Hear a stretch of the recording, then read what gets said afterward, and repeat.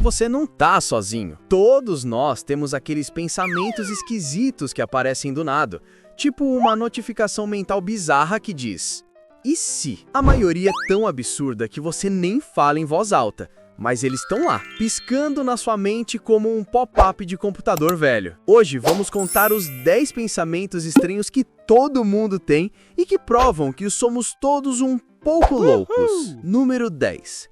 E se eu pulasse daqui? Você tá numa sacada, na beira do metrô ou no alto de um prédio olhando para baixo. Tudo calmo, seguro, e aí vem a notificação mental mais desconfortável do planeta. E se eu pulasse daqui agora? É como se o seu cérebro fosse um roteirista de drama barato tentando te assustar. Esse fenômeno tem até nome científico: l'appel du vide, ou chamado do vazio em francês. Porque, claro, os franceses transformam até pensamentos suicidas involuntários em poesia. Ele não significa que você queira se machucar. Na verdade, é seu cérebro testando limites, como um antivírus interno checando seu instinto de sobrevivência. Mas é desconfortável pra caramba.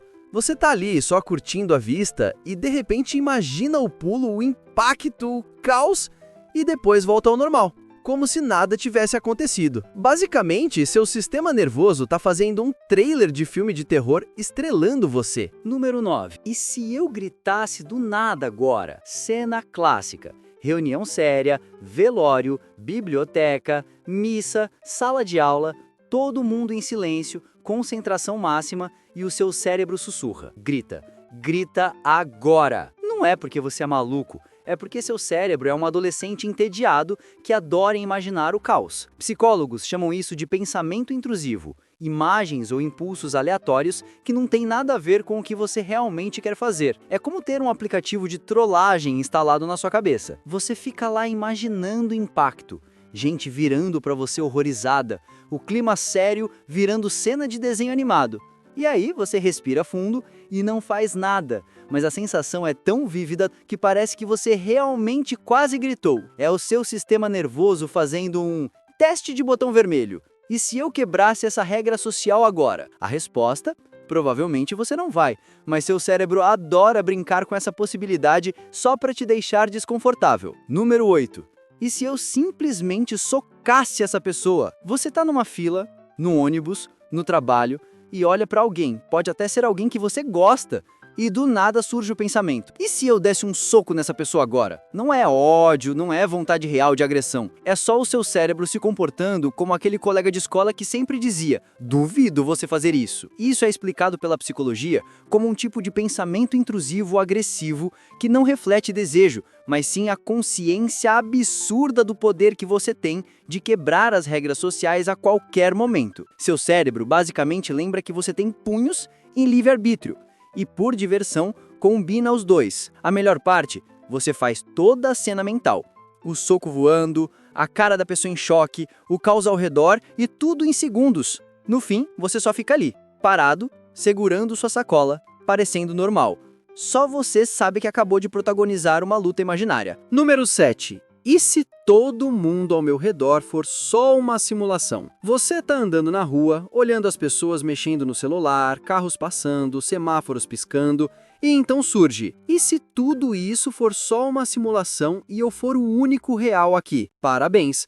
Você basicamente recriou o filme Matrix sem perceber. Essa paranoia não é rara. É chamada de solipsismo quando levada ao extremo. A ideia de que só sua mente existe e o resto pode ser invenção. É desconfortável porque faz você olhar ao redor tentando achar falhas na Matrix, um bug, um erro de cenário, alguém repetindo o mesmo movimento. Claro, você não encontra nada. Ou será que encontra e o sistema corrige na hora? Esse pensamento não prova que você é maluco, só prova que seu cérebro adora brincar de: e se a realidade fosse uma piada cósmica? Basicamente, você é o protagonista de um jogo que ninguém mais sabe que está jogando. Número 6. E se eu apertar esse botão proibido? Você já reparou que todo botão com a placa "não apertar" é basicamente um convite? É como se o objeto gritasse: vai, só mais um toque. Só para ver o que acontece. Seja no elevador de emergência, no alarme de incêndio ou até num painel cheio de luzinhas que claramente você não deveria encostar, a curiosidade ataca. Não porque você realmente queira causar o apocalipse, mas porque seu cérebro é um cientista maluco interno testando hipóteses. E aí vem o filme mental.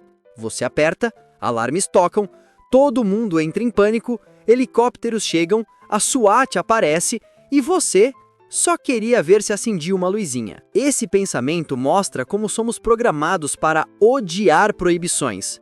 O simples ato de alguém dizer "não faça" transforma o não em um doce proibido e irresistível. É como se o cérebro respondesse: duvido que eu não faça. Olha só que estatística triste. 90% das pessoas assistem meus vídeos e não se inscrevem. 90! Então faz o seguinte, clica no inscrever-se. Não dói nadinha e ainda me ajuda a continuar trazendo conteúdos toda semana pra você. Número 5. E se eu esquecer como se anda? Você tá andando normalmente, como faz todos os dias da vida, e de repente sua mente solta. E se eu esquecesse como andar agora? Aí, por meio segundo, você começa a pensar conscientemente no ato de andar. Perna direita, perna esquerda, equilíbrio, braços balançando, e quanto mais você pensa, mais estranho fica. É como tentar dirigir e pensar em cada movimento da mão no volante. De repente, algo automático vira um tutorial esquisito que parece impossível. Esse tipo de bug cerebral se chama hiperconsciência, quando você presta atenção em algo tão automático que parece que desaprendeu. Por sorte, o corpo não esquece. Você continua andando, mas se sentindo como um robô desajeitado. Basicamente, é seu cérebro trollando o sistema operacional do corpo com a pergunta: e se eu desse um bug agora? Número 4.